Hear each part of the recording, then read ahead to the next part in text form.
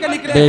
इन्हीं मदरसों से आपको तारीखी तौर पर कुछ और मैं बातें बताऊं, ये कैमरा आप जो दुनिया में देख रहे हैं, जो मोबाइलों में चल रहा है, इस कैमरे के मुजिद भी हैं, वो भी मदरसे से निकलने वाले हैं। दुनिया को सबसे पहली सर्जरी देने वाले भी मदरसे के लोग हैं। दुनिया को सबसे पहले जीरो के ऑप्शन देने वाले भी मदरसे के लोग हैं। दुनिया को सबसे ज्यादा एकेडमिक चीजें देने वाले भी मदरसे के लोग हैं।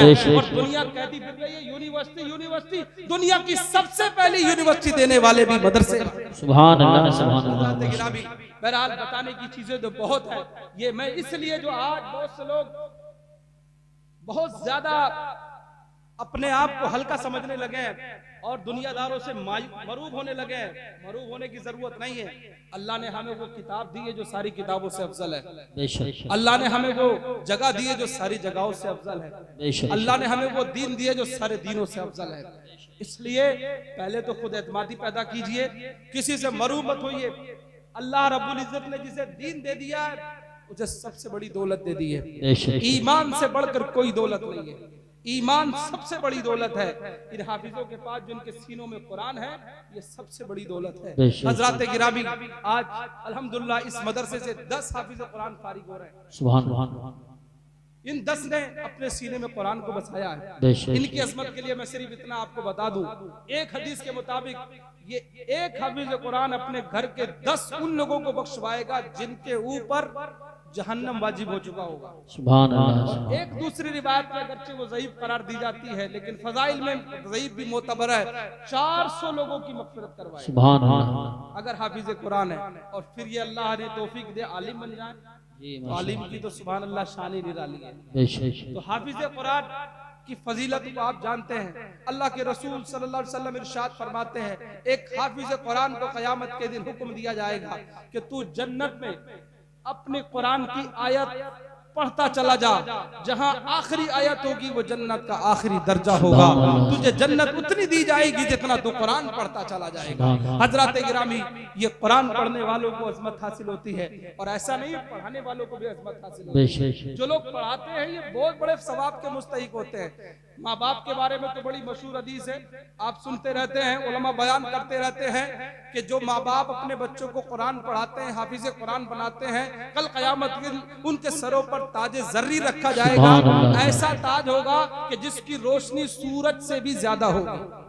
लेकिन मैं एक ऐसी बात बताना चाहता हूँ आपको, जो आज बहुत ज्यादा शौक हो गया है। अभी हमने सुना है बहुत से लोग पढ़ाना चाहते हैं, क्रिश्चियन मिशनरीज स्कूलों के अंदर बहुत अच्छी तालीम होती है। हुजूर बहरुल इरफान अहमद रिजवान की बारगाह में एक साहब दिल्ली के कन्नौज मिलने के लिए आए। मिशनरी स्कूल का उनका बच्चा पढ़ा हुआ था। कहने लगे, हुजूर मेरे बच्चे के लिए कुछ इंतजाम कर दीजिए।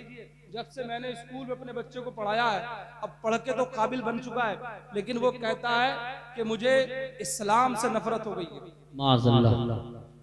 क्यों? क्योंकि उसने मिशनरी स्कूल में पढ़ा था, उसने किसी मदरसे में नहीं पढ़ा था। ऐसी बात में मदरसे में पढ़ने वाला नहीं कह सकता, ये ईसाइयों के स्कूल पढ़ने वाला कह सकता है। मदरसों में पढ़ाने वालों का को कितना सवाब मिलता है, मैं आपको एक छोटी सी रिवायत बताकर अपनी बात को मुकम्मल करता हूं। जामे मस्जिद दमिश्क में एक इमाम मस्जिद है, वो बयान करते हैं कि हमारे यहाँ एक कबीला था कि जो कब्र खुदाई का काम करता था। वहां पर एक शख्स पहुंचा और उसने उनसे पूछा कि तुम अपनी जिंदगी का कोई हमें वाकया बताओ। उसने अपनी जिंदगी की तब्दीली का एक वाकया बयान किया। वो कहता है कि मैं कब्र की खुदाई किया करता था, एक मर्तबा ऐसा वाकया पेश आया कि जिसने मेरी जिंदगी को बदल के रख दिया। बात क्या थी? कहता है कि मेरे पास एक औरत एक जनाजा लेके आई, चंद आदमी जो सिर्फ जनाजा लेकर के आए। मैंने कब्र खोदी और जनाजे को उतारा गया कब्र के अंदर, तो मैंने एक नजारा देखा। और वो क्या था? वो ये था कि जैसे ही उस जनाजे को कब्र में उतारा गया तो कब्र के अंदर मैंने देखा कि कब्र बड़ी कुशादा हो गई और उसमें एक बाग की शक्ल में मैंने देखा कि 2 सवार आते हैं और उस जनाजे को उठा करके ले जाते हैं। ये मंजर मैंने देखा तो मैं बेहोश हो जाता हूं। जब होश आया तो मैंने देखा कि वो औरत जा चुकी है। बात आई गई हो गई। कुछ दिनों के बाद वो औरत फिर एक और जनाजा लेकर के आई। फिर मैंने कब्र खोदी और फिर उस जनाजे को कब्रिस्तान में उस कब्र में उतारा गया। मैंने फिर देखा कि वो कब्र फिर चौड़ी हुई, फिर उसमें एक बाग नजर आया। अब की बार मैं बेहोश नहीं हुआ, मैंने अपनी खुली आंखों से देखा कि उसमें फिर 2 सवार आए और उन्होंने जनाजे को लिया और फिर वो अंदर लेके चले गए। कब्र बंद कर दी गई। उसके बाद वो औरत जब जाने लगी तो मैंने उस औरत को रोका और उसे खुदा का वास्ता देकर के सवाल किया कि बता तो सही कि पहला जनाजा किसका था और दूसरा किसका है और आखिर ये मामला क्या है।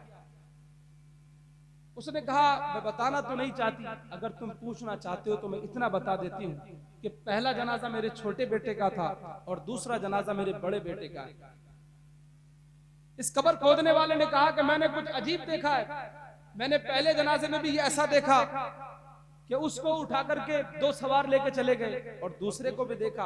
आखिर बता तो सही कि इन दोनों का अमल किया था। तो उस औरत ने बताया कि बात दरअसल ये कि जो पहला बच्चा था वो मदरसे में पढ़ता था। सुभान अल्लाह। वो मदरसे में पढ़ता था, दीन की तालीम हासिल कर रहा था। अचानक उसकी तबीयत खराब हुई और उसका इंतकाल हो गया। तो मैं उसका जनाजा लेकर के आई। कहा दूसरा कौन था? कहा दूसरा वो था कि जो जनाजा जिसका तुमने देखा है वो मदरसे में तो नहीं पढ़ता था, लेकिन जो बच्चा मेरा मदरसे में पढ़ता था ये उसका बड़ा भाई था। ये बाहर रह करके अपने छोटे भाई के लिए तालीम के इखराजात का इंतजाम करता था। जितना भी खर्चा उसकी तालीम पर होता था वो सारा खर्चा बड़ा भाई उठाता था। तो अल्लाह तबारक व तआला ने उस बच्चे की तालीम की वजह से उसे जन्नत का ये मकाम अता फरमाया और उसके बड़े भाई को उसकी तालीम पर खर्च करने की वजह से ये जन्नत का मकाम अता। सुभान अल्लाह, माशाअल्लाह। इसमें उन तमाम के लिए इबरत का सामान है जो लोग अपने बच्चों को पढ़ाते हैं, उनके लिए ये मकाम है। और ये चीज हदीस शरीफ में है। अल्लाह के रसूल सल्लल्लाहु अलैहि वसल्लम की बड़ी मशहूर हदीस है। सरकार फरमाते हैं जिसने तलब इल्म में मौत हासिल की, जिसको तलब इल्म में मौत आई उसको शहादत का दर्जा मिलता है। जो इल्म हासिल करते करते दुनिया से जाता है वो शहीद का मकाम पाता है। हजरत गिरामी, इसलिए जो लोग अपने बच्चों को पढ़ा रहे हैं वो बड़े खुश नसीब हैं। आज दुनिया में आज भी जो दीन का इतना बड़ा काम हो रहा है ये सिर्फ हजरत गिरामी मदारिस से हो रहा है। आप इनकी कमियों पर नजर न रखें, आप सिर्फ इस बात पर नजर रखें कि आज हमारी मसाजिद को, आज हमारे मदारिस को जो लोग जिंदा रखे हुए ये दीन का काम करने वाले हैं। हजरत गिरामी, कुरान करीम ने इन्हीं की पैरवी करने का आपको हुक्म दिया है। इसलिए आप भी अपने अंदर दावत का जज्बा पैदा करें। इंशाअल्लाह अगर ये दावत का काम आपने शुरू कर दिया, और दावत देने वाले कभी घबराते नहीं है, 1 हो या 2 हो, 3 हो या 4 हो। हमारे मुर्शिद हुजूर बहरुल इरफान फरमाते हैं दावत देने की बात हो तो इस मामले का इंतजार मत करो कि जमात बहुत ज्यादा लंबी होगी तभी दावत देंगे। वो फरमाते तुम्हें एक आदमी मिले तो दीन की दावत दे दो। हो सकता है अल्लाह एक बात को उसके दिल में डाल दे और वो उस पर अमल कर ले, उसकी आखिरत बन जाए और तुम्हारा भी सरमाया। ये जरूरी नहीं है। मैंने पढ़ा एक शख्स के बारे में, दुनिया में एक ऐसा मुल्क है जहां पर सिर्फ और सिर्फ हर वक्त ठंडी पड़ती है, बर्फ पड़ती है। वहां पर लोग जब भी अपना कोई काम करते हैं तो बर्फ को पिघला करके तब काम करते हैं। और मस्जिद भी एक ऐसे खित्ते में थी वहां पर जो मस्जिद बिल्कुल बर्फीले, उसके ऊपर बर्फ जम जाती थी और अकेला वो मुस्लिम था। वहां के लोगों ने कहा कि भाई यहाँ से मुसलमान पलायन कर चुके हैं, तुम अकेले आदमी बचे हो, तुम भी चले जाओ। उसने कितना प्यारा जवाब दिया था। आज के मुसलमानों के लिए जवाब से कुछ हासिल करने की जरूरत है। उसने कहा हमारा दीन इस्लाम ऐसा दीन है जो दुनिया की 256 कंट्रियों में पाया जाता है। दुनिया का सबसे बड़ा फैलने वाला मजहब इस्लाम है और जनरेशन के एतबार से दुनिया का सबसे बड़ा अक्सरियती मजहब इस्लाम है। और वैसे पूरी पॉपुलेशन के एतबार से दूसरे नंबर का मजहब इस्लाम है। उसने कहा 256 कंट्रियों में इस्लाम है। मस्जिदें, अजानें होती हैं, नमाजें पढ़ी जाती हैं। मेरे नबी पाक सल्लल्लाहु अलैहि वसल्लम ने हमें हुक्म दिया है कि हम जहां रहें वो दीन की दावत दें, नमाज को कायम करें, अजान पढ़ें, नमाज पढ़ें। हजरत गिरामी, उसने कहा कि मैं अपने मुल्क इसलिए नहीं जाना चाहता हूं इस मुल्क को छोड़ करके। मैं अकेला मुसलमान हूं। मैंने ये नियत कर लिए जब तक मेरे बदन में जान है, जब तक मेरी रूह बाकी है, तब तक के मैं इस बर्फ वाली मस्जिद में अजान पढ़ता रहूंगा, नमाज पढ़ता रहूंगा, ताकि दुनिया के अंदर ये लोगों को पता चलता रहे कि मेरे मुस्तफा के दीन का काम किसी मुल्क में रुका नहीं है बल्कि चल रहा है। मेरे होते हुए इस मुल्क के अंदर ना अजान बंद हो सकती है ना नमाज।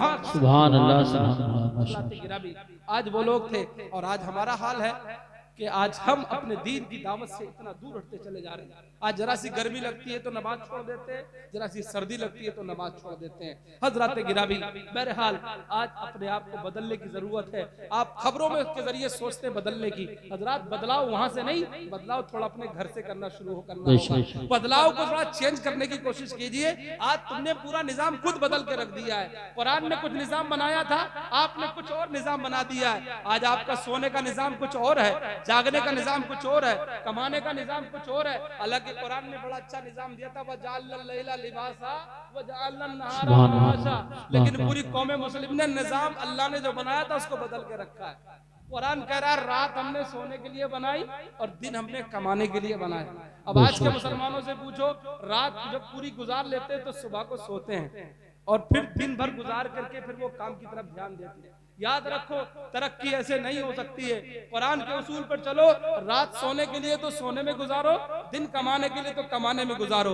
अगर इस निजाम को फॉलो करोगे तो इंशाअल्लाह दुनिया की सबसे अजीम और तरक्की याफ्ता कौम बन जाओगे। तालीम के जरिए से ही और अमल के जरिए से ही आप नाम पैदा कर सकते हो, वरना सिवाय और रोने और धोने के कुछ हासिल नहीं हो सकता है। हर वो कौम तरक्की करती है जो कौम अपने रहनुमाओं के उसूलों पर चलती है, और जो कौमें अपने रहनुमाओं के उसूलों को छोड़ देती है सिवाय रोने और गाने के उनके पास कुछ बचता नहीं है। इसलिए हज़रात गिरामी, हम आखिरी में आपको सिर्फ इतना ही पैगाम देके अपनी बात को मुकम्मल करना चाहते हैं कि हम आज ये तहैया कर ले कि इस मदरसा गरीब नवाज के इस प्लेटफॉर्म पर हम इंशाअल्लाह ये तहैया करते हैं कि सबसे पहला काम अपने बच्चों को दावत का हम अपने घर से शुरू करेंगे। जो बेनमाजी हैं उन्हें नमाज की दावत देना शुरू करेंगे, जो बच्चे पढ़ते नहीं उनको पढ़ाना शुरू करेंगे। और ये मत सोचो कि रिस्क कहां से आएगा, ये मत सोचो कि दुनिया वाले रिस्क बंद कर देंगे। आज हुकूमतों की थोड़ी सी सख्तियों की वजह से तुम ये समझ रहे हो कि ये हुकूमतें खत्म कर देंगी, ये उन लोगों को बता दो। कुरान करीम ने साफ साफ लफ्जों में कह दिया है कि रोजी की जिम्मेदारी किसी और की नहीं बल्कि अल्लाह की है। ये योगी और मोदी तुम्हारी रोजी नहीं छीन लेंगे।